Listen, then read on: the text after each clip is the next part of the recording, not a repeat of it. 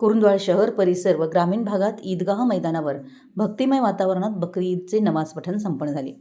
कुरुंदवाड येथे मौलवी युनुस ममीन यांनी नमाज व खुतबा पठण करत विश्वशांतीसाठी प्रार्थना केली।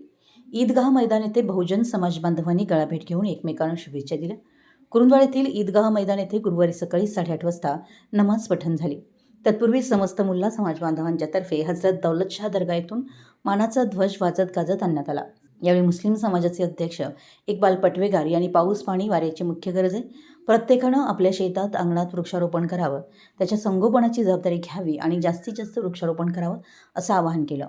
ईदगाह येथे उपनगराध्यक्ष दीपक गायकवाड, माजी नगराध्यक्ष दादासाहेब पाटील, रामचंद्र डांगे, अक्षय आलासे, रामदास मधाळे, उदय डांगे, वैभव उगळे, बाबासाहेब सावगावे, तानाजी आलासे, अजित देसाई, सुरेश बिंदगे यांनी मुस्लिम समाज बांधवांना शुभेच्छा दिल्या।